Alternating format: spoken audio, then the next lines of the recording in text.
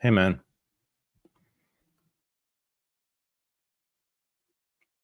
Come back to us, Michael. We need you. I can't say anything intelligent without you. Oh, all right. Yep. Thank God. That's odd. Thank God.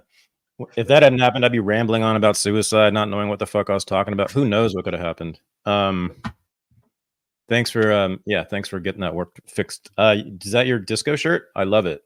Disco. Oh, I'm the conga drummer whenever I go out, so I got. Yeah, dude, I love that. So you got the Latin, the Caribbean Latin jazz, thing going on. You got to have something vaguely with flowers on it, so people know. Yeah, tropical. Hell yeah. And weren't you just in? And speaking of the tropics, weren't you just in Florida? Yeah, I was in Orlando. Not the tropical part, but whatever. Because weirdly, and you were the one who told me about this. I'm assuming you were there because of the music, right? I was there for Hoosier music reasons. Hoosier. Well, that's right. You were gigging. Yeah. You were gigging there, but like, didn't you tell me that Orlando's like a center or maybe the center of like, what is it?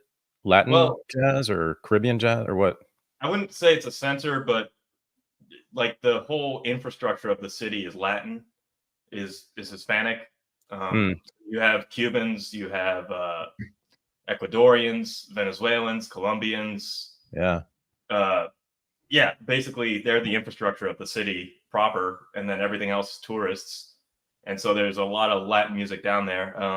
There's a lot of Latin music connected with Miami, but there's a lot of people close to Orlando area as well. So, all right, yeah, and which is why you might even move there. Yeah. Okay. About it. Yeah.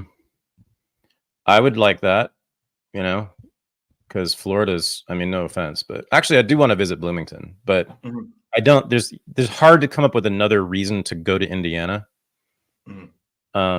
Whereas Florida, you have Ron DeSantis. You have tons and tons of old Jews, which is great, and now you. So yeah, or there would be you too. So that'd be great. Tom Woods lives there in Orlando. Yeah, he's the only other person I know of. And my departed friend, not departed, sorry, former friend, professor of political science at the University of Oregon, who no longer speaks to me because I didn't believe in climate change as fervently as I should. He's from there, but yeah. So yeah, well, good. That's good because I wanted to raise an issue with you. I mean, I think this show's too white. I mean, specifically you and me.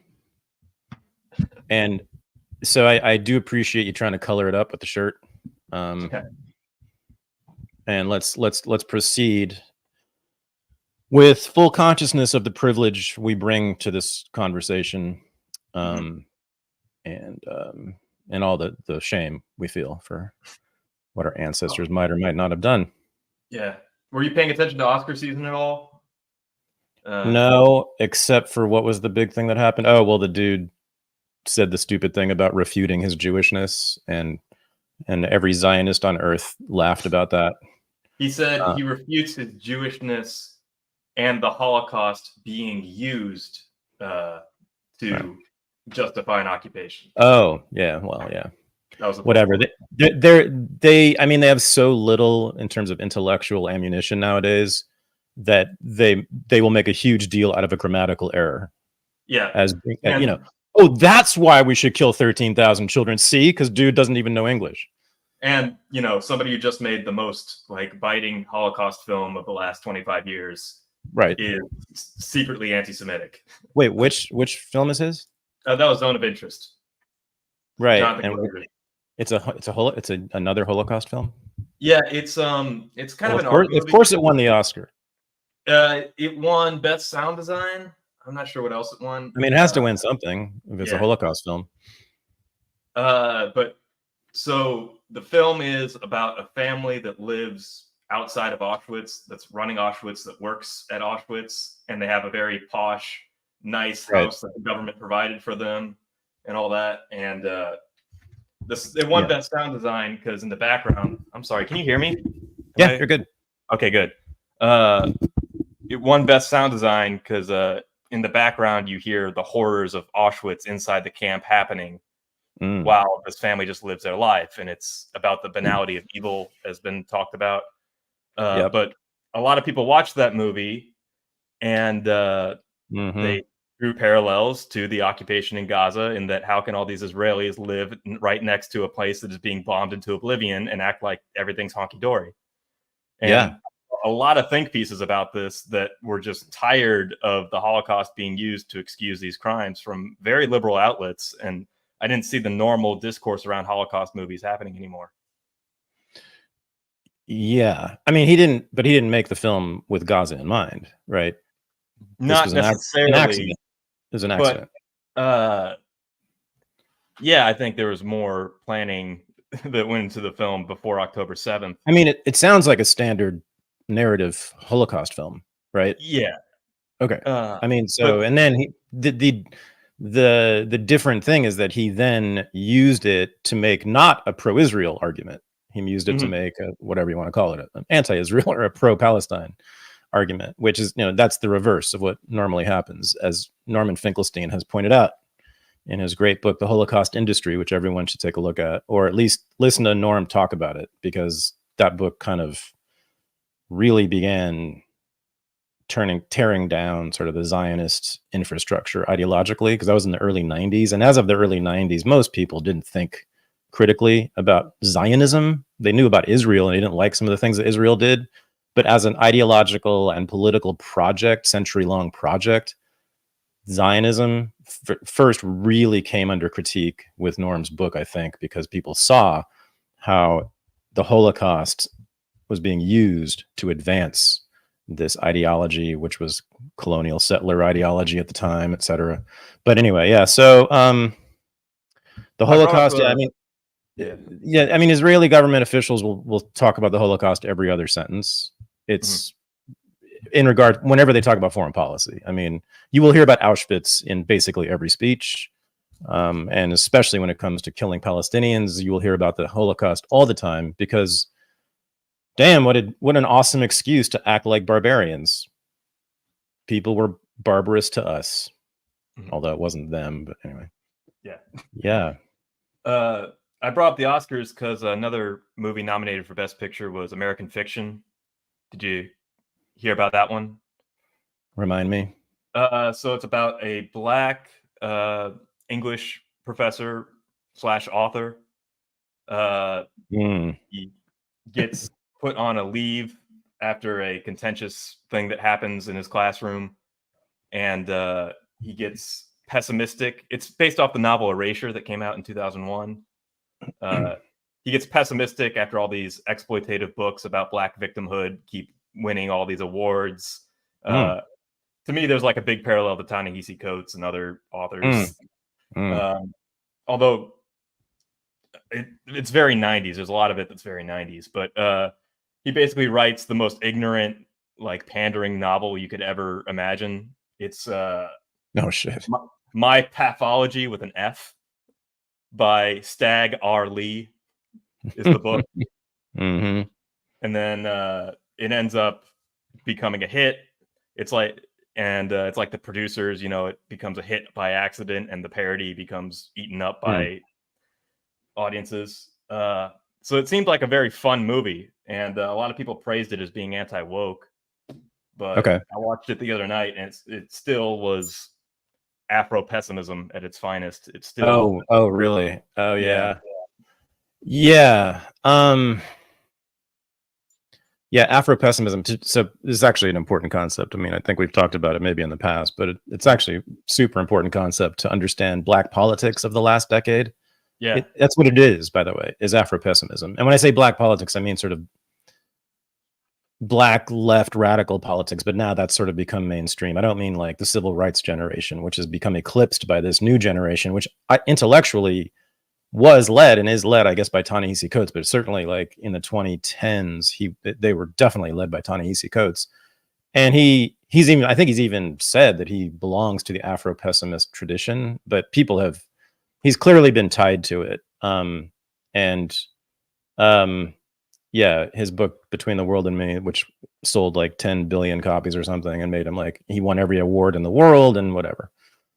The whole narrative and the argument embedded in it is that, and he states this explicitly multiple times, racism and white supremacy have always been here in America. They are here now in America, and they will always be here in America. It is part of the white, he doesn't say DNA, but it's basically, and nor does he say it's part of our racial structure or makeup, but he implies it. It's because he says it's eternal.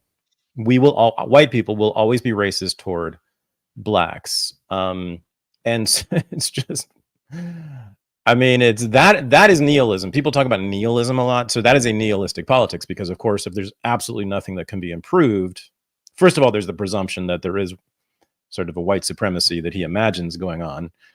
And then you imagine, I mean, and once you imagine that, and then to imagine that it'll never get any better, then what else would you do but riot in the streets?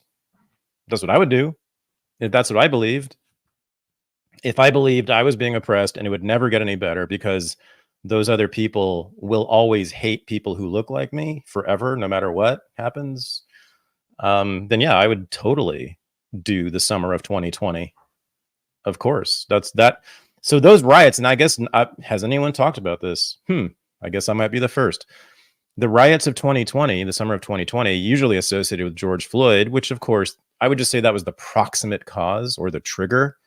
But the politics of those riots were, I think, sprang from Afro-pessimism, the politics that came from Ta-Nehisi Coates, which is part of wokeness, by the way. So that's kind of the foundation of wokeness, is this pessimism, this belief that all these isms, racism, sexism, transphobia, blah, blah, blah, have always been in the souls of white people and men and straights and cis, whatever we are, and always will be. It's very pessimistic, right? So there's a liberal wing that asks for like legislation and reform and for us to learn how to like them better or whatever. But for the most part, it's just the politics of denunciation and shaming, right? There's no interest in actually trying to like improve things because they believe it's all a fraud, a scam.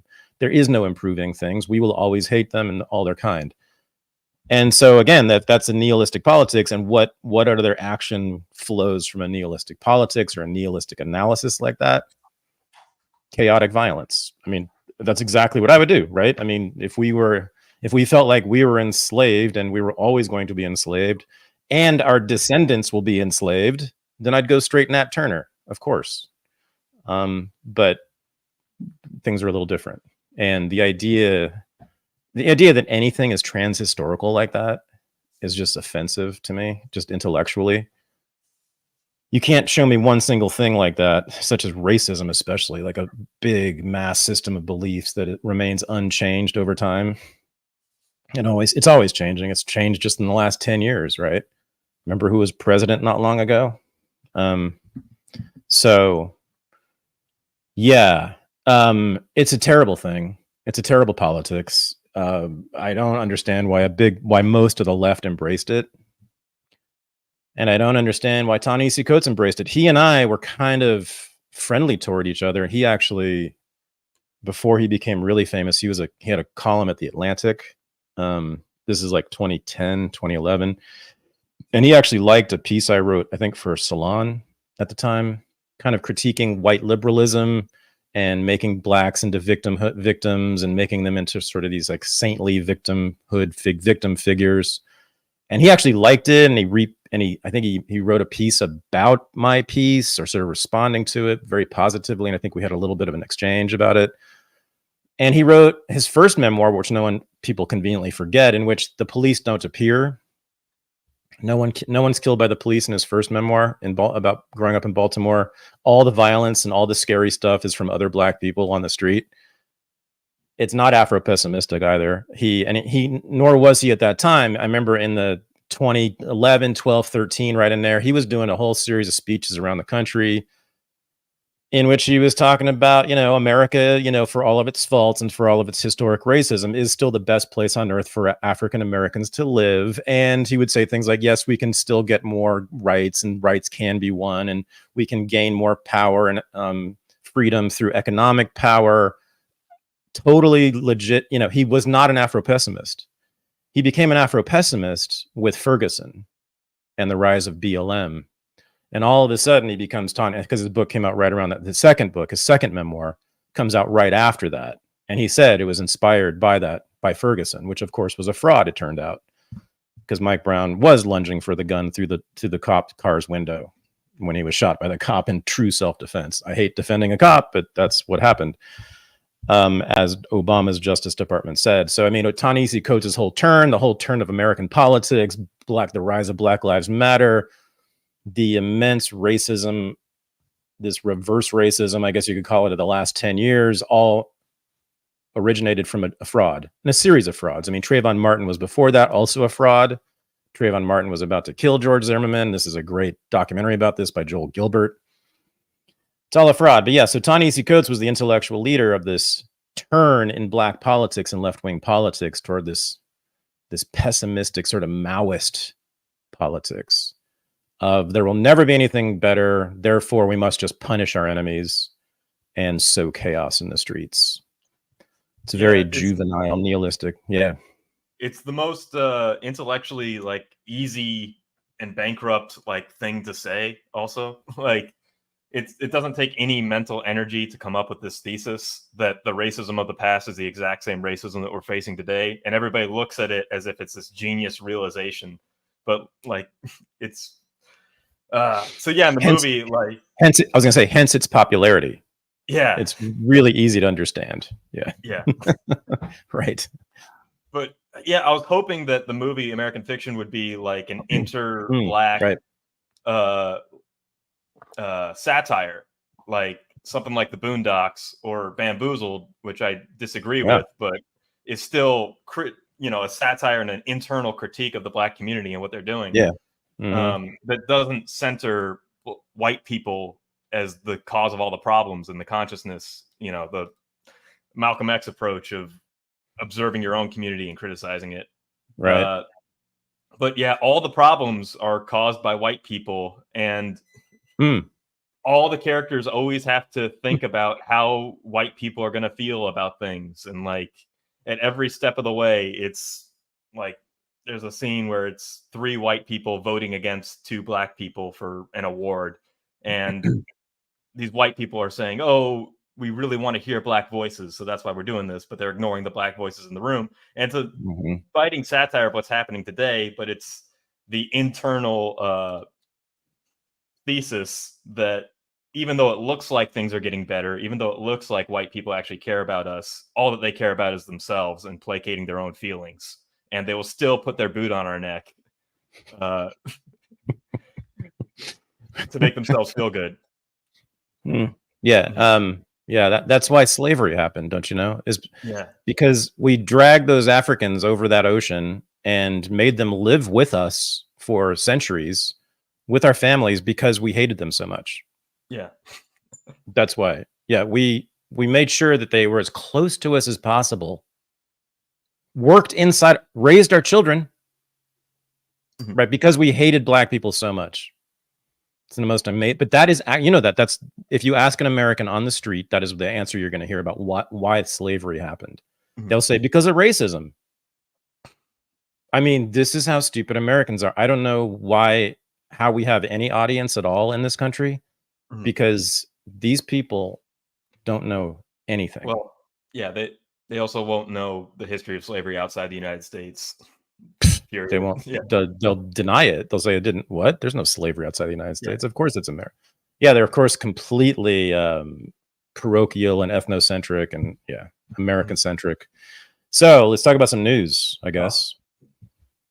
Yeah, I was gonna say one more thing. The critiques of white people that you see from this movie and from the ethos spawning from White Fragility by Robin DiAngelo and other discourse seems to be an internal critique amongst white liberals in hyper liberal scenarios that have their own brand of racism that is real and does exist.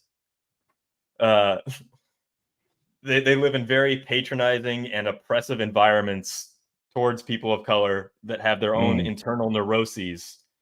And they, instead of acknowledging that this is a problem with academia a problem with their white liberal circles, they say it's an eternal problem that is at the core of America. And this might be what you were getting at, or maybe just a separate point, but yeah. So, I mean, my analysis of this, having observed it for about 25 years, being inside colleges and universities as a student and a professor, is that it's not an accident that all these accusations and eruptions of accusations of racism and white supremacy are coming out of colleges and universities and almost nowhere else in society. Like, look around. Like, no one else is like saying this is happening. But at Harvard and Yale and UC Berkeley and every other certainly for several years there in the 2016, 2017 era, so much, and people were like, I mean, people on our side were like, you're crazy, kids. There's no racism. In fact, that's the least racist place on earth, which is correct on a formal level. But there's actually tremendous racism going on, as you're saying, I think, in colleges and universities toward, and I don't want to say against, because it's a paternalistic racism toward blacks in particular. It's just grossly, aggressively paternalistic, and black people are put in just a psychological torture chamber because they're snatched out of wherever they live and put in these campuses where they know they're there only because of their color, and they have to do the job of representing their race. So it's a racist project from the get-go that they have to carry. That's why they got the scholarship to be there, and they know that, of course. And it goes on and on. I mean, you never black students on campuses never get challenged at all in classrooms. Professors will never disagree with them, I've noticed. It's just disgusting. There's so many levels and manifestations of that kind of paternalistic liberal racism at colleges and universities that when I saw that eruption in around 2015, I think it was, on college campuses, every black kid in America was saying that they lived in white supremacy. I was like, yeah, you are. It's just not the one you think you are living under. It's not, you're saying it's the Ku Klux Klan and that they're trying to kill you. No, they're not trying to kill you. They're trying to breed you. They're trying to tame you and shape you and make you into their little project, their social engineering project, and to make them feel and look really good because they have black friends now. It's all that complex within the white mind, that whole racist complex. It's not, they're not trying to kill you with their cops. This is not what this is about. They want to make you their children. They want to turn you into the lab rat that was Barack Obama. And if that doesn't work out, maybe Don Lemon would be nice. Both of Barack Obama's parents worked directly for the CIA. Mm-hmm. Well, directly meaning for the Ford Foundation in his mother's case, which is basically for the same thing. There were CIA agents who worked inside Ford Foundation. And his father was given a scholarship by the CIA to study at the East-West Center in Hawaii, where he met his mother. He worked for the CIA's favorite guy in Kenya, Tom Mboya. Barack Sr. was Tom Mboya's. He was like a nationalist, but pro-American nationalist in Kenya. So the CIA liked him, gave him some money, gave him a scholarship to go study in Hawaii, knocks up this white girl, and then goes back to then he goes to Harvard, leaves both of them right away. And baby Barack is born out of that. And so he's a CIA baby. So the whole right-wing conspiracy theory about Barack Obama, that he's secretly an America-hating Muslim, is so utterly idiotic that I wrote a whole piece about that, by the way, for a reason. It's worth looking up. That's in which I take down Dinesh D'Souza's whole book, claiming that Barack Obama is like an anti-colonial, anti-American Maoist jihadi or something. Well, if only he was a Muslim. He would be socially conservative and anti-interventionist. Yeah. Oh, right. Then the whole new right would be like, oh, there's going to be a new right Islamic turn. Don't you think? Like all these guys are going to, is it already? Like BAP is going to become a Muslim at some point? Not BAP. Yarvin, is it going to be Yarvin? Who's going to be the Muslim? Who's going to be the first big name to become a Muslim? It's not Yarvin. It's not BAP. But there's a lot of. I think we should all pay Malice to do it. Someone's got to go. Cernovich, I think he could go Muslim. The Ortho Bros are very friendly to Muslims, especially right now during Ramadan, where they're both fasting. True. So there's a lot of brotherhood happening right now online. You see. True. I've been So, yeah. thinking about telling my brother Buck Johnson, who's Orthodox, to get with his his Muslim, his fellow Muslim Orthodox in Gaza. I think he actually sort of sees that. I think there is I've noticed the Orthodox New Right is definitely not down with Israel, nor should they be. Yeah, there's a very nice basilica in Orlando that I went to on Sunday, and in the prayer dedication, they said, for all of our Muslim brothers about to enter this trying time of Ramadan. So there's the Islamo-Christian values are starting to really solidify for once. Well, you know who made this call? We talked about this a few weeks ago. Is our guy Alexander Dugin? Yeah, he put out that whole statement saying just this, that this is a war. Gaza is part of the global war between the decadent West, which Israel is a part of, and it clearly is. If you know anything about like the sexual culture of Israel and the drugs, etc. And what does he call it? The East? I don't know. Or what does he call it? The Orthodox world or the traditional world or something like that? What's his word for the non-West? I don't know in particular if he calls them as a unifying block, but he definitely says the West versus everyone else. Yeah. Yeah. I mean, it's sort of like I guess he would say it's the traditional world, the world that is not modern. That's essentially pre-modern or early modern, I guess uses a lot. It's hard to, because like India and China, for example, don't get along. It's hard to call that block a monolith that unites it at all, but they definitely do oppose the West in substantial cultural ways. And then Dugin made a specific, explicit call many years ago for Russia and Iran to align themselves together, and for more broadly for the Orthodox Christians of Russia to align themselves with the Islamists, I guess, really. I mean, the political Islam faction within Iran.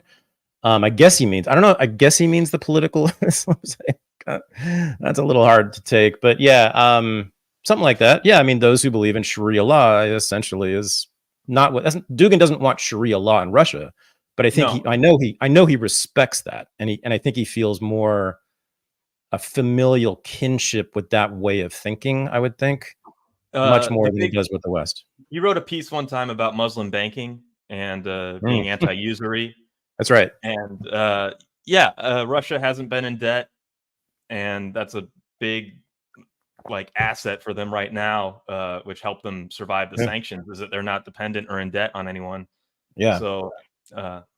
But I'm just to conceive of the world in this conflict in this way, and the same is true for Ukraine and Russia for Dugin. And I think, and it's not exactly the way I see it, but I do think that is one way to look at it. I do think that that's a map to overlay these conflicts. At one level, in both cases, there is a fight between modernity or postmodernity, Western modernity, and pre-modern non-Western values. Russia, generally speaking, the Russian government, generally speaking, has, they've embraced capitalism to a large extent, but they haven't embraced all of the accoutrements of capitalism. They're still quite uncomfortable with all of the modern subversions that come with capitalism. And certainly the sexual subversions that come with capitalism. Capitalism is a tremendous boost for every form of sexual perversion in history. Prostitution, unfortunately, child pornography, I guess. Yeah, I mean, that's a black market capitalism, but still, whatever. I mean, it still facilitates it. And so pornography, of course, it's so that's what the tradition is. I should have asked Dugin more about that. actually, about sex and sexuality, because and his feelings about capitalism, because Putin and the Putin government has embraced a very capitalistic framework, and it's not an accident that there are so many Russian porn stars. Honestly, well, that's the big secret, I think, about Putin, is that he's a liberal, like everyone else, and that probably, probably, yeah. But there's a massive traditionalist faction in the U.S. that would make the Republican Party look like gays and gays and libertines. Yeah. But no, I mean, so the introducing capitalism, that's always what happens. Is next thing you know, sex work goes through the roof, and pornography goes through the roof, and all sorts of stuff happens, and in this country, jazz was created, and that sort of facilitated all kinds of sexual liberation and problems and panics about it. And that's, I think, what it'd be interesting to know what's going on in Russia around those issues. I'd never hear about that kind of thing. I'd actually want to know sort of the sexual politics of Russia. All you hear about is that Putin's a homophobe, and they beat up gays, which is not even really true, I think, in Russia. But so you hear about that, which is just propagandistic. I want to know about that particular conflict when they introduced capitalism and this explosion of sexual freedom that came with it. What do the traditionalists, the conservatives in Russia think about that? Does that mean they want to get rid of capitalism because they see that it brings in not just sex, but also Western goods, Western values, Western culture, Western music, Western dance styles, Western, genes, and all the stuff? It's very subversive capitalism. This is what I've been writing about for a very long time. And in Dugin's Eastern non-Western world, capitalism to me is the bigger problem for them than the US empire. That capitalism and free trade across borders is what's subverting conservative Islam, Orthodox Christianity, all across the Middle East and Eurasia, all across. Just like it's subverted communism and fascism from within. People love that stuff. They love pleasure. They love freedom. Across the world, they've shown this over and over again, and those regimes hate that. They can't tolerate it. The clerics in Iran can't stand it. Sorry, the Orthodox clergy in Russia can't stand it. Because those clergy understand that Madonna, Kim Kardashian, Sydney Sweeney on SNL, that ain't good for discipline. That's not going to help people follow the word of God and sacrifice their bodies and their lives to serve God, and all the sacrificial requirements of those religions. It's an acid against religious discipline, especially those monotheistic religions. They demand constant discipline, and ascetic discipline, constant vigilance against the desires of the body, the pleasures of the body. So they can't like capitalism. And I just wonder, there's been so much capitalist even in Iran, especially, like in Tehran, it's just full of Western capitalism and all of the accoutrements. So I wonder how they deal with that. You were talking about empire being anti-capitalistic right now. It seems like that's what the United States is doing with the TikTok ban, or the TikTok bill. Is China is entering the world with their brand of capitalism. They've created a platform that satisfies all of our basest pleasures. It seems like the TikTok algorithm, the only thing it cares about is watch time, and it just wants to get you to use their product as much as possible. And it's being treated as a national security threat. And we have bipartisan support in the House now to begin a process that would ban it or bring it under different ownership, which I actually think is a long game on this, is to sell it to somebody who is allied with the United States and have it be a United States corporation. Yeah. The politics on this are interesting, complicated. When I first heard that there was going to be a vote on this in the House to ban TikTok, I immediately thought, oh, wow, the Trumpists won. Because, of course, I was watching Trump and Bannon and the War Room and MAGA really closely for years, and all they would ever talk about was the CCP this and TikTok that, and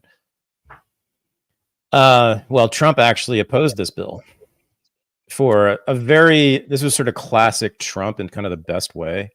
He opposed the bill for the wrong reason.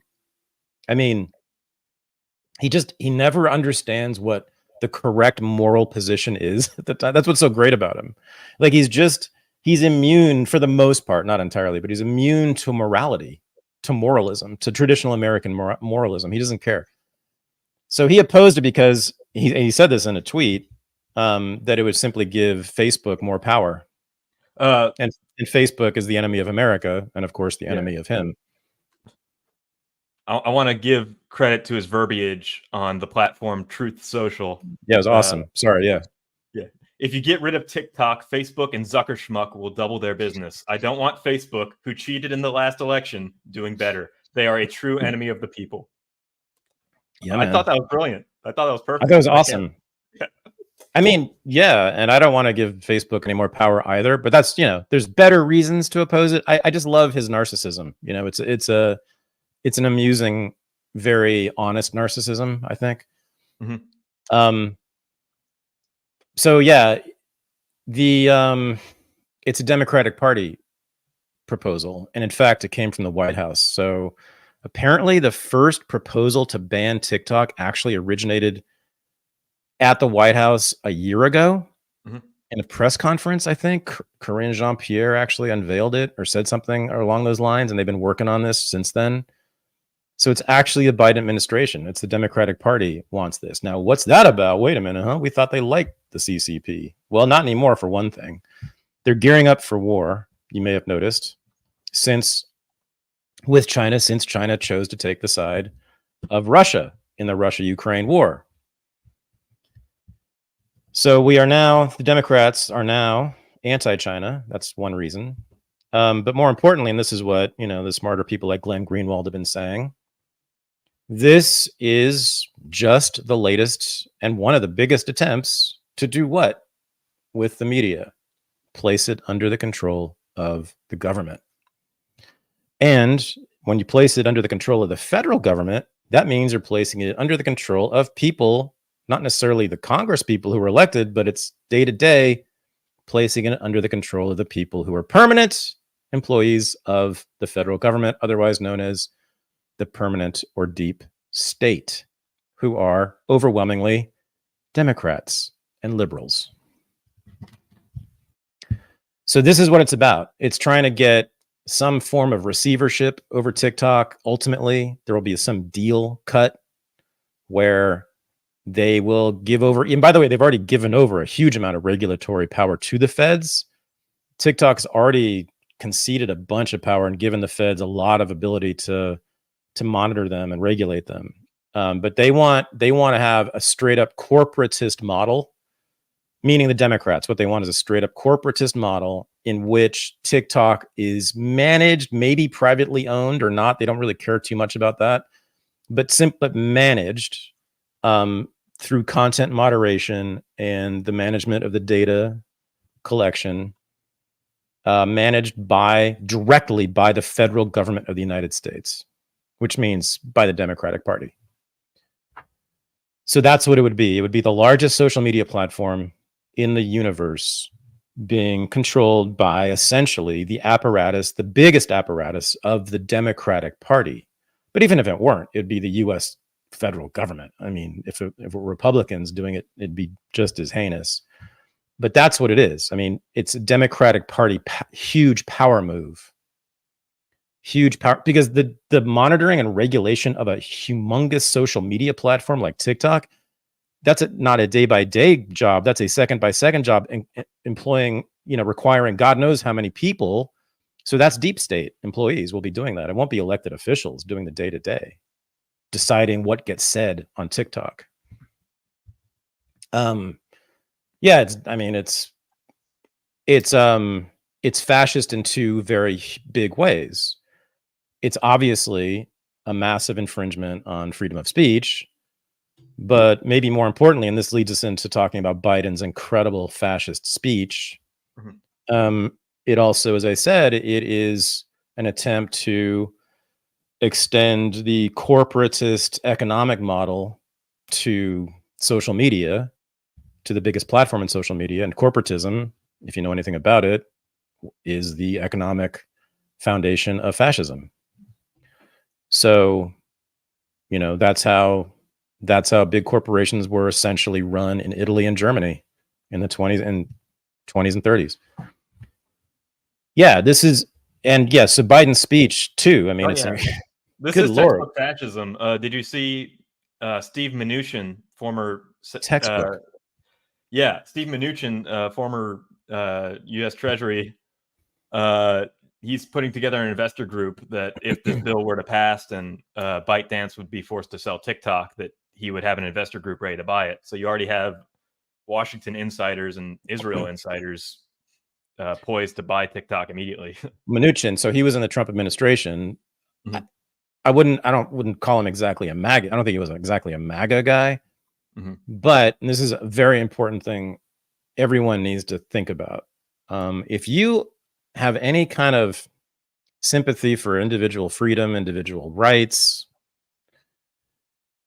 now we know that we need to dump entirely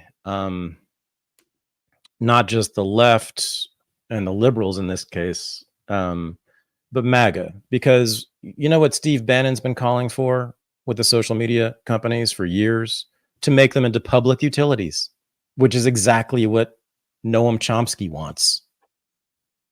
And Bernie Sanders, that's exactly what they want. So left and right, that left and that right, definitely there's a horseshoe theory going on here where they're coming together, and they suck. If you're interested in freedom of speech in particular, freedom of the press in particular, you can't, I'm completely done. I'm no longer interested with MAGA. That is just heinous. But it also tells you that there is more than a fleeting relationship between MAGA and fascism too. Well, they've returned to being Randian capitalists on this issue ever since Elon Musk bought Twitter. They're no longer, well, I don't know about MAGA generally, but Bannon is still for making them into public utilities, isn't he? I haven't kept up with Bannon on that issue in particular, but I've noticed he's the leader. Yeah. Well, I've noticed that those ideas were floating around 2020, 2021, and then Elon Musk bought Twitter, and then ever since then they've been like, capitalism will save us. I've seen that rhetoric decline ever since then. Yeah. No, I mean the nationalist populists, the right-wing nationalist populists across Europe, every one of the parties in Europe that are aligned with the Trumpists are for a very vigorous, healthy welfare state. Yeah. In their countries, every single one of them. And that's a big part of the Trump movement too. And that's Bannon understands that. They're not quite as aggressive about the welfare state in the MAGA movement, but it's part of it. You know, they want a big, robust, powerful state. Yeah, Trump really tried. He made a big push for an infrastructure bill that never materialized. Yeah, because he didn't have the political capital at the time. But yeah, that's central to what he does. Yeah. Mussolini made the trains run on time. I mean, I'm not saying if you invest in infrastructure that makes you a fascist, but it's not just that. There was multiple things that taken together. There's a bunch of the Trump program that are definitely fascistic. I wouldn't say that overall they're fascist, because he's more of a Peronist type, Juan Perón type, sort of authoritarian, but a sort of not a heavy military police state authoritarian, but he has authoritarian tendencies, definitely a populist, anti-institution. Do we have clips? Oh, go ahead. I was going to call him I consider him a pragmatic, narcissistic nationalist. Yeah, I mean, his narcissism is the most important thing, and he often sort of conflates America with himself. That's the power of his narcissism, is that he politicized it in that particular way. America first, meaning me first. Yeah. So I think he could be convinced of any ideology out there as long as he is convinced that he'll get the credit for it and that everybody will love it. Yeah, well, he goes with his gut, otherwise known as your instincts. It's not, it's sort of ideological. There's an ideology to it. I'm not exactly sure what I would call that ideology, but there is a structure to his thinking. He's a businessman. He thinks in those terms, sort of practical terms often. He's very kind of nationalistic in a jingoistic way, meaning in an emotional way. That's why he sort of loves the military. That's why he appointed all those generals to his foreign policy staff. He went to a military academy as a teenager, spent 4 years there. So it comes by it honestly, but it's kind of just a dumb America military worship, red, white, and blue thing. It's not random. His thinking is not chaotic. There is an ideology to it. In fact, I would call it Trumpism. I think there is an ideology of Trumpism. He's predictable. You sort of know what he's going to think about particular issues. I mean, he did surprise me a bit with the TikTok thing, although he made it make sense when he opposed it. Well, but also with the TikTok flip-flop, I think it's really notable in this election season because he's aligning himself with the youth. And like Biden and the Democrats used to be the MySpace party. Like Obama got big on MySpace. They used to be the Facebook party. They used to be the Twitter party. And then Trump basically got elected in 2016 off of Twitter. And the youth are radically consuming TikTok. And they are calling their representatives and their senators to not ban TikTok, the one thing they love to do so much. So it's good electioneering heading into the cycle to be on the side of the youth. So TikTok, TikTok sent notifications, right, to every user telling them to call their congressman. Yeah. And then multiple Congress people all complained during that day that they were getting inundated with messages saying, I'm not sure what Congress is, but apparently you're trying to stop TikTok and I don't like it. TikTok told me to tell you that. See, they're Manchurian candidates. Yeah. No, but apparently like most of these messages were literally like, I don't know what Congress is, but I want you to stop this. Mm-hmm. I was watching the Pat McAfee show. He's got this huge sports show. Yeah, he's like the biggest. Yeah, well, right. That's right. He's in Indy, and during Biden's speech, he said Lincoln Riley instead of Laken Riley. The Laken Riley was the girl who was killed by the illegal immigrant. Lincoln Riley was, I think, the USC's offensive coordinator. and so there was like this in the sports world, especially in the really dumb dude sports world, like where Pat McAfee is, there was this moment of panic where like, oh my God, Lincoln Riley died and the president mentioned it in his State of a Union. What is and so they showed this on the Pat McAfee show, and McAfee's like, that place, we're not sure, like, where is that? Is that the Congress? Is that the where is it? Are those senators? It was, but I kind of loved it, Mm-hmm. I mean, honesty is refreshing. Professor would never admit that they don't know something as basic as that. But this is like a major media figure who like half of all American men listen to every day, who doesn't even know what Congress is. Like, I'm not talking about like knows what Congress does. That would be following the news. Doesn't know what Congress is. How many Americans don't even know what Congress? I mean, on any level, like, and I don't even need them naming, it's the legislative branch, right? Or, they pass laws. Anything, just give me anything. I bet you most Americans could not give you any reasonable, coherent explanation of what Congress is. That's actually very encouraging. That's yeah. It means I can go to the grocery store where I live now and not worry about anything about politics happening. Yeah. And, because I moved out of Oakland. So I know, and now I lived in the burbs, which is where no one's political. And it's great. Like, I know that none of my neighbors give a shit about any of this. Like when the images of January 6th came out and they were being used as propaganda to turn the country against Trumpists, that's kind of impossible to somebody who sees the Senate chamber and is like, okay, what am I looking at here? Who are these people? Yeah, I mean, they can be manipulated to go to war, though. I noticed that, though. Yeah. They love the military always, and they'll always defer to the military. And And they also defer to demonization, or they respond to demonization. They're subject to demonization. So like, if you ask one of these people who knows nothing at all about Putin, they'll just be, oh, bad guy, which that's how you win. I mean, that's how the foreign policy establishment fights these wars. Or if you say Hamas, whoa, terrorists, bad, that's how they fight these wars, is they got most Americans trained like that to automatically demonize their key targets. That's what American foreign policy runs on, is the ignorance and manipulability of Americans, like Pat McAfee. I love Pat McAfee. He's awesome, and I don't want him to be political. I love that he's not political, and he understands that. He knows that we don't want him to be political. But there is a problem, because I'd like a little bit of obstinance in the face of power. When they come knocking and ask you to support a war, just say, every once in a while, just go, nah, we're good. We want to watch football. Thanks. We don't want to have the Marine Corps do their little presentation during our games. Thanks very much.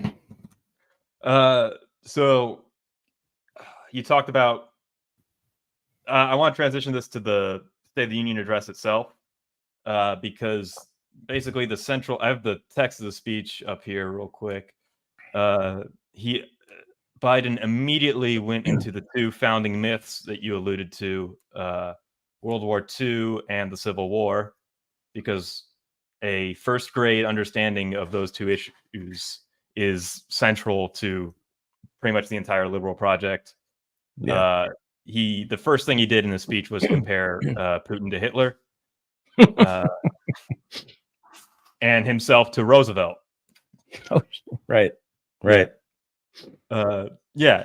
He's Mr. Speaker, Madam Vice President, members of Congress, my fellow Americans. In January 1941, President Franklin Roosevelt came to this chamber to speak to the nation.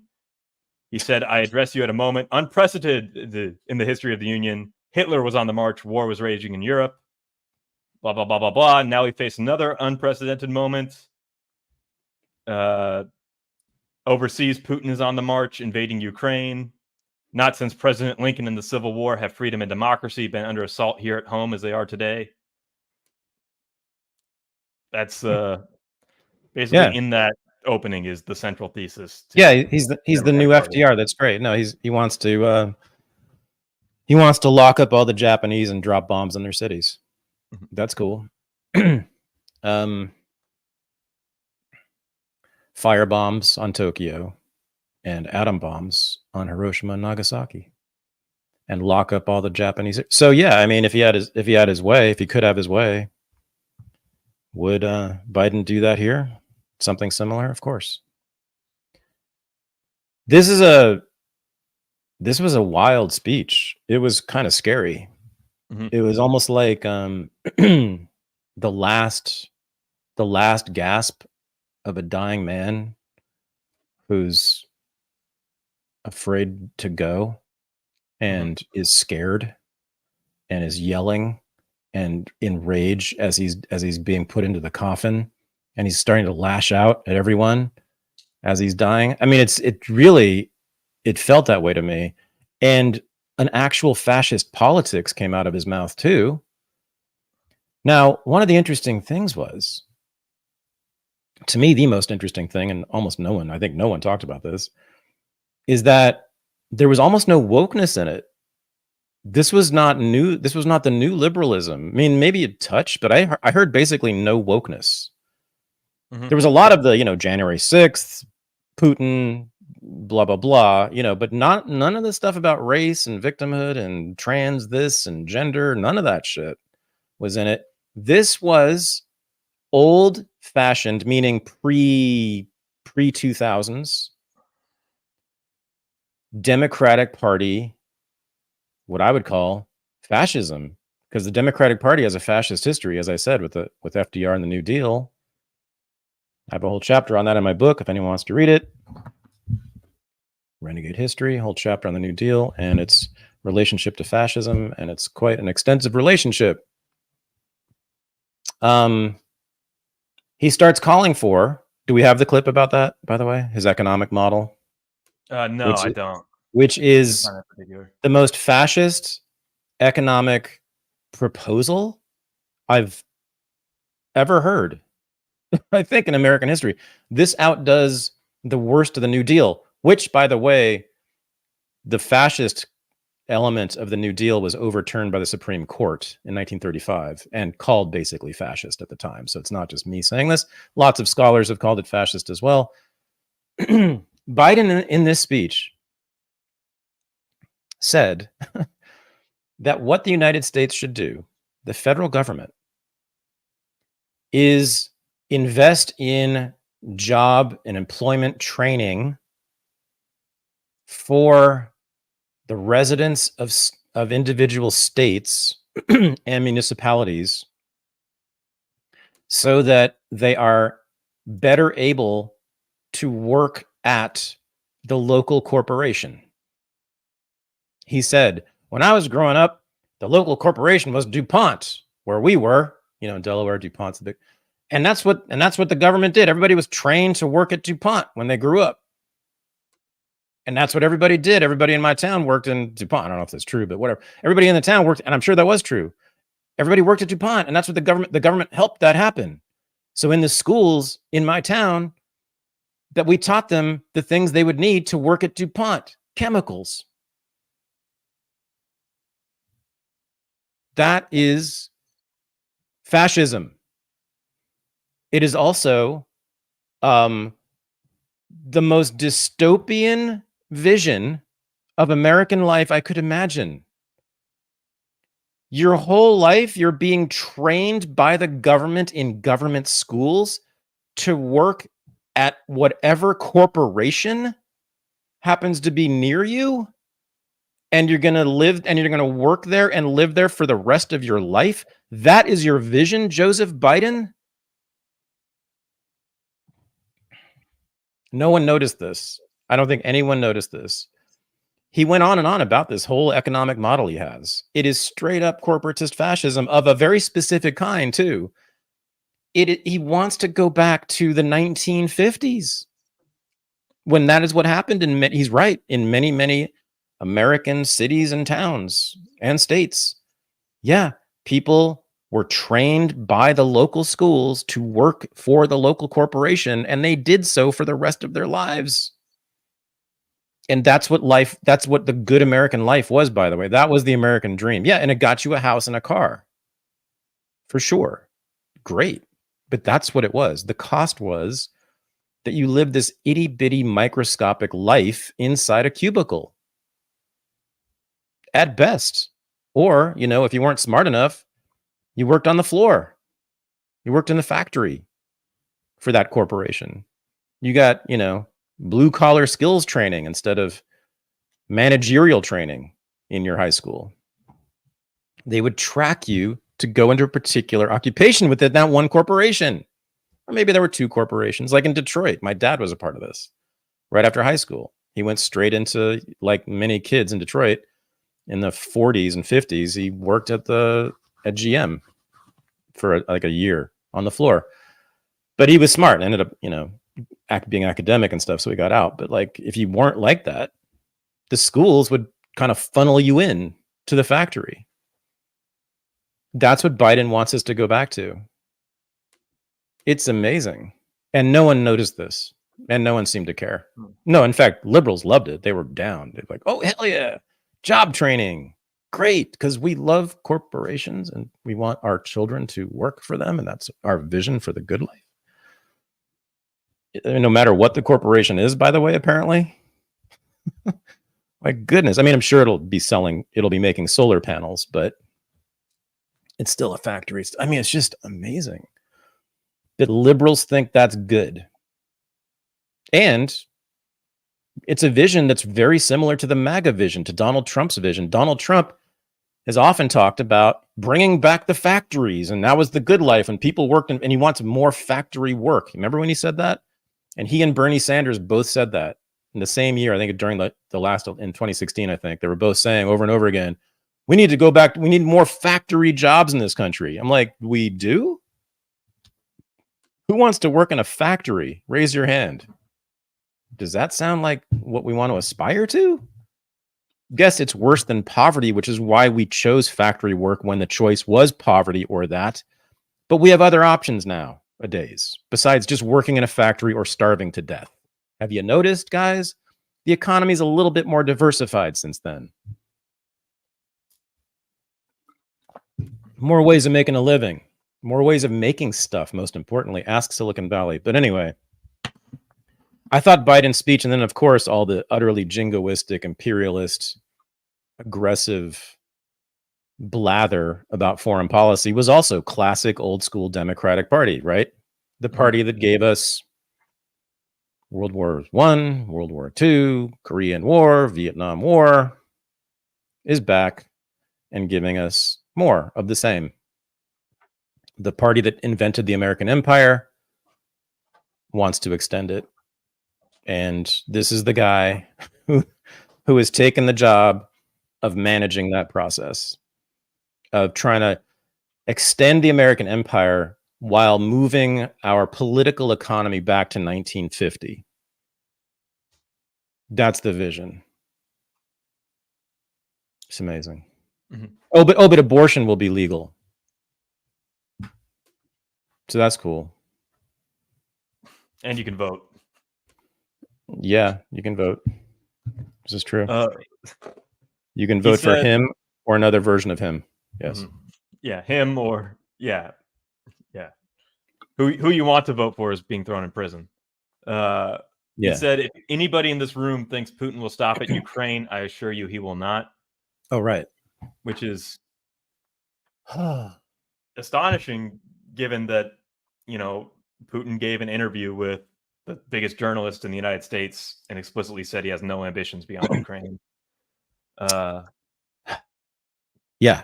So there's two responses to that, which everyone should make every time anyone hears this, and anytime anyone hears Putin wants to invade Europe or other countries. Number one, the first response is look at every single thing that Putin has said since 2000, since he took power.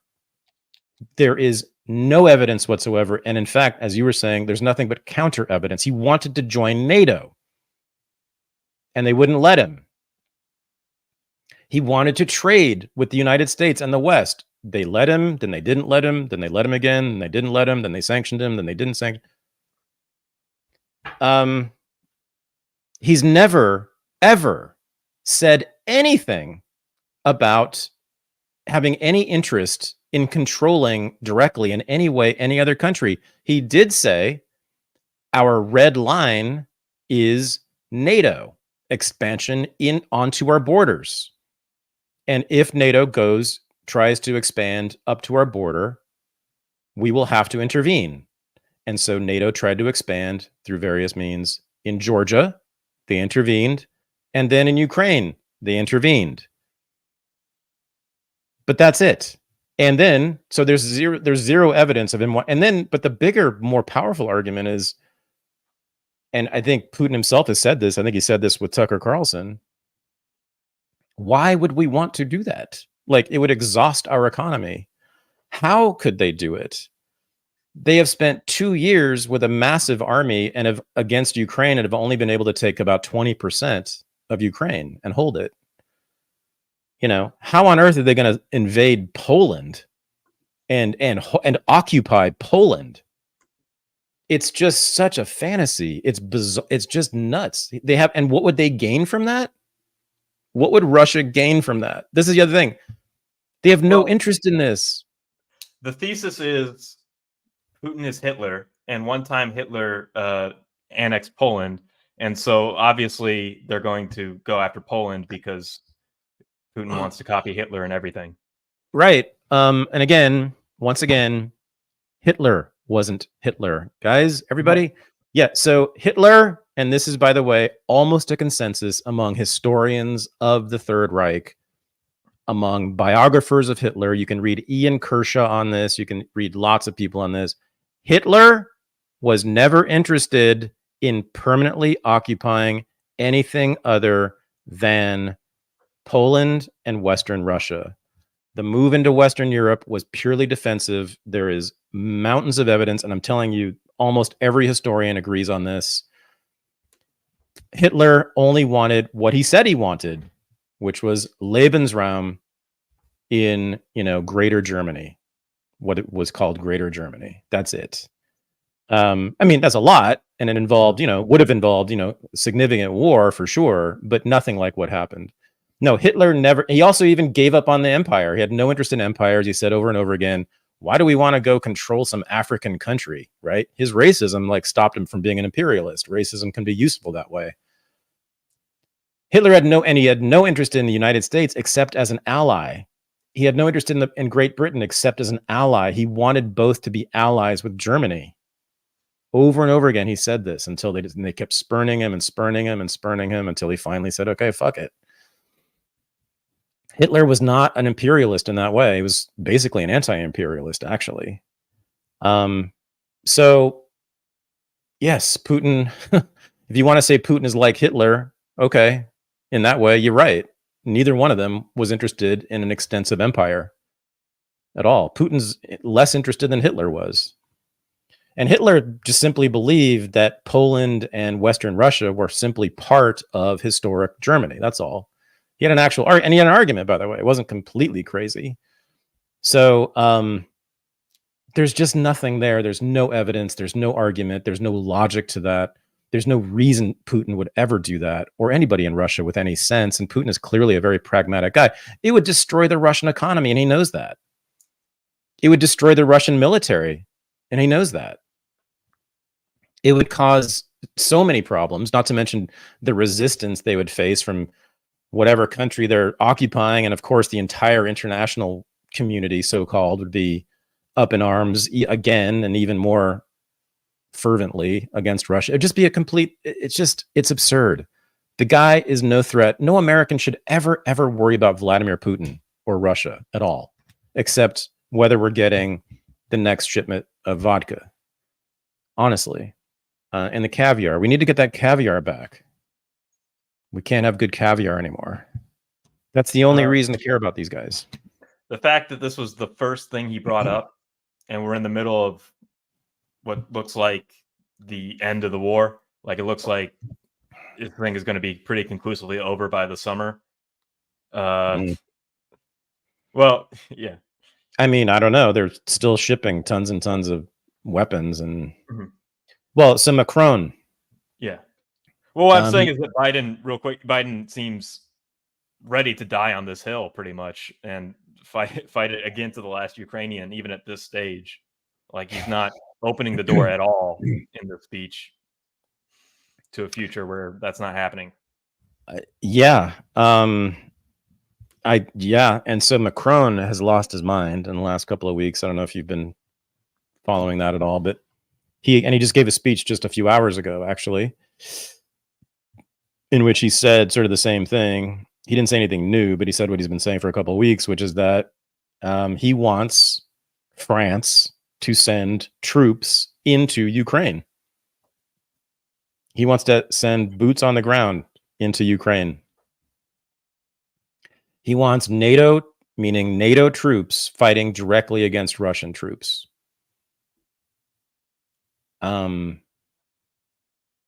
And some people are saying he's lost his goddamn mind, and others are saying nothing about it.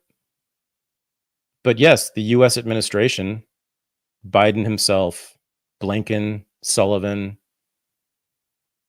and of course Nuland on her way out the door, are all still saying, oh no, we're fighting on. John Kirby, is he defense spokesperson or state spokesperson? Defense, yeah. John Kirby, same thing. Oh no, we're going to fight on in Ukraine. They just gave speeches. Matt Miller, the State Department spokesperson, said this today. We're going to fight on in Ukraine. We're going to win. Timothy Snyder, the psychotic professor of history at Yale, who I'm sure works directly with the CIA or the NED or the State Department or somebody. He's kind of like the chief sort of intellectual propagandist for the Ukraine war. He says the same thing. So yeah, it's they're going to fight on. ideologues who run American foreign policy are going to fight to the last Ukrainian. I think what's going on is there is a fight between those people who run American foreign policy and the military staff. I think the military staff in the Pentagon in particular, there's just been many rumors and various pieces of evidence that Lloyd Austin in general, Mark Milley in general, were reluctant on these adventures in Ukraine and then in Israel and Gaza, that they've been a little bit hesitant and wanting to pull back, which is typical. That's usually what happens between the military and civilian leadership in this country anyway. The military is always the cautious one. And it's the civilian intellectuals and professors like Victoria Nuland who start all the wars. The military who has to fight the wars and die in the wars, they tend to be more conservative for good reason. But yeah, it's just wild. I mean, this is like the zombie war.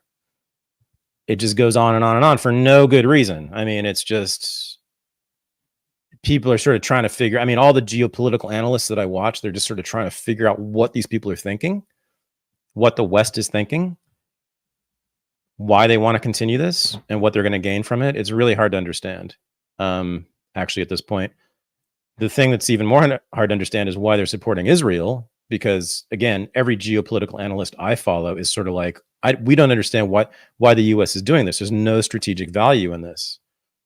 You know, in prior conflicts, there were actually arguments that you could make that intervening in Vietnam or even in Iraq, there was some strategic value there, because in Iraq, you had all the oil right next door. Okay, so it's definitely an important place, and you want to have a presence there, and you want it to be stable, and you want to control it. You want to control that part of the world. So sending the U.S. military in a big way into that part of the world isn't entirely illogical.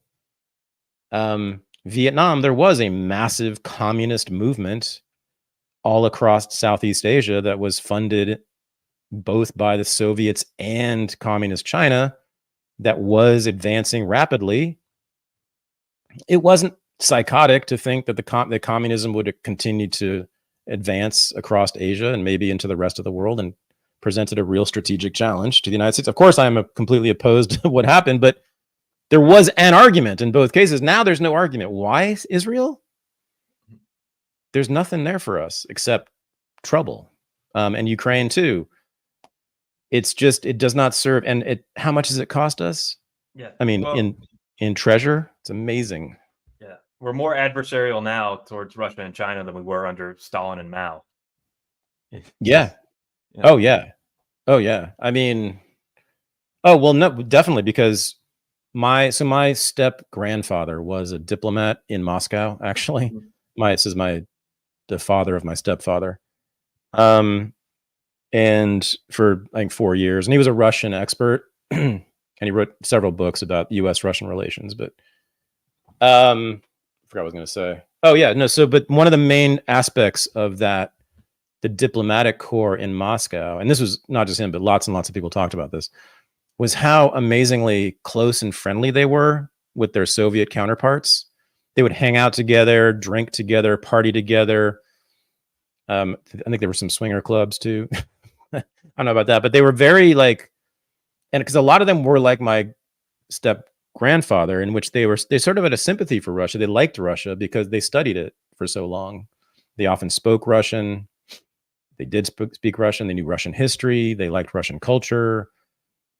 And of course, because of that, the diplomatic channels were always wide open. Like if the president wanted to talk to Stalin or Khrushchev or Brezhnev, at any moment, he could pick up the phone and be on the line with him in Moscow, right there.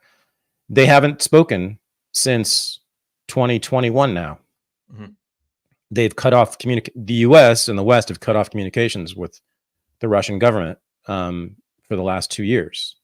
So, like, I mean, I'm sure we could establish some line of communication if we needed to, but it would be difficult to. So if some accident happened or some emergency happens and that might lead to a bigger military conflict, you know, that alone, that Biden is the fucking commander in chief who's going to be making that call.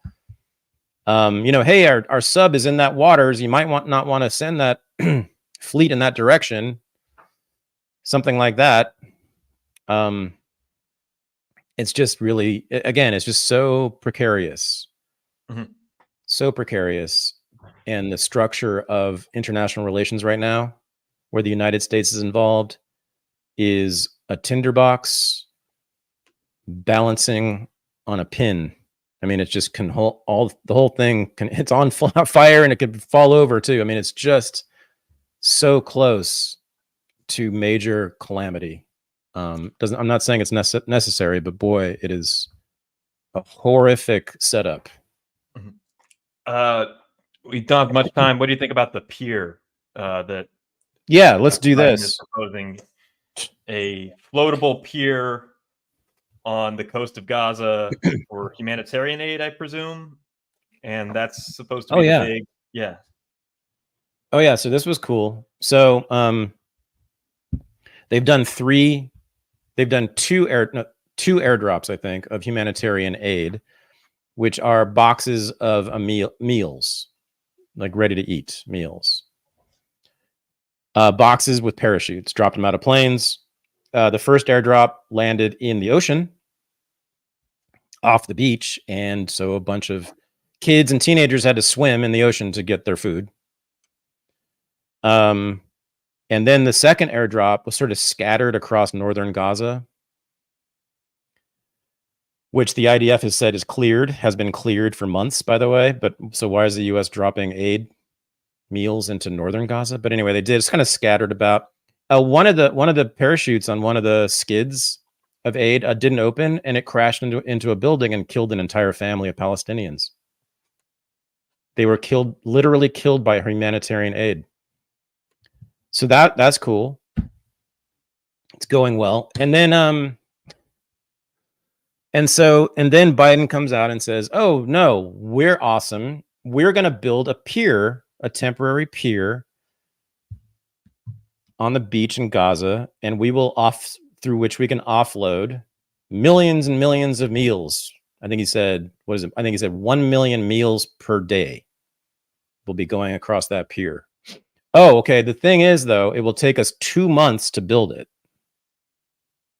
Oh, and then the other thing is the Jerusalem Post, I think it was either Jerusalem Post or Times of Israel, reported yesterday or 2 days ago that this idea that Biden has been using as reason to love him again for the liberals and the bleeding hearts out there who are so upset about Gaza.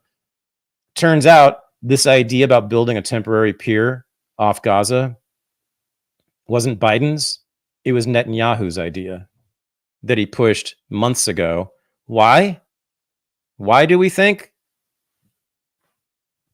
It gives Netanyahu more time to kill, to bomb, to invade Rafah and take over the entire Gaza Strip. It gives them a minimum of 2 more months.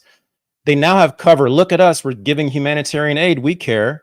Meanwhile, the U.S. is also sending in on huge C-130 cargo planes 2,000-pound bombs that they're dropping on Gaza. So they drop a bomb on you, then they drop a meal on you. I mean, it's like a Stanley Kubrick movie. I mean, it's one of those like Cold War, like Dr. Strangelove. It is a macabre comedy. It's a grotesque, macabre comedy. I just, and it's like a bleeding wound. Like it's just all day, every day. There's just bleeding. It feels like to me. About 100 kids a day on average dead. And that's just the kids. And Netanyahu, Hamas is demanding a permanent ceasefire. And Netanyahu will simply not allow that, will not give that. That's why the latest ceasefire negotiations broke down. That's the basic contention. You know, Netanyahu is just simply not going to stop. They're not going to stop until those people who are left are displaced. They're out of Gaza. somewhere else. And that's what it's always been about. They're already building a road that bisects northern Gaza from southern Gaza that will be impossible to pass over easily, that they're going to militarize to make it easier to settle northern Gaza. And there's already plans being made to establish Israeli settlements in northern Gaza. This is what it's always been about, ethnic cleansing. You kick them out of Gaza, and take it over again. That'll solve your problem permanently, which it would, I guess, except that those people will then go to neighboring states, will continue to hate your guts for eternity, and maybe those states will take action against Israel and maybe once again regain that land. But Christopher Hitchens said that Zionism was a stupid idea. And Hitchens was wrong about a lot of things, but he was right about that. It seems a little nonsensical for building a massive pier that will take 30 to 60 days to complete in a crisis that is killing civilians and children faster than pretty much any other conflict. The conspiracy theorists are saying that this is grounds to have a larger United States presence there. So an actual attack or a false flag can happen on these grounds, and broader United States involvement will be triggered. No, I mean, I don't think the U.S. wants that. I think that's what it creates. Yes, another trigger. I mean, that's when they sent the aircraft carriers into the Red Sea, into the Mediterranean, right? A lot of us said those are simply tripwires, right? But I don't think it was the intention. I guess maybe some people do think it's the intention. Some of the analysts do think it's the intention. Maybe. Another so-called conspiracy theory that I've heard about this is that they discovered natural gas reserves off the coast of Gaza, right where the pier will be. And so it makes it easier for, once Israel conquers Gaza and takes it over and resettles it, will make it easier for Israel to get at those natural reserves. But I don't know about that. The main point is it's simply a conquest, and they've made it clear that this was always a war of conquest for them, and they are on the verge of getting it. They've got 1.2 million, I guess, people packed into Rafah, which is 1/5 the size of Gaza. It's the bottom fifth of Gaza, so it's like 5 miles wide and about 5 miles. It's about 5 by. No, it's not even 5 by 5. It's long and narrow, but something like that. 5 by 5 miles essentially, with 1.2 million people in it. That's pretty crowded. Lots of people living in tents. Oh, starvation is happening. Forgot to mention that. Actual dying of hunger is now getting into serious numbers. I think the first one was like last week or 2 weeks ago, and now we're getting it. Now it's a real thing. Now it's, meaning that there's like significant numbers of people dying of hunger. We're seeing pictures of emaciated children. It looks like Ethiopia from back in the day. It's just, I'll never forget. I'll never forgive.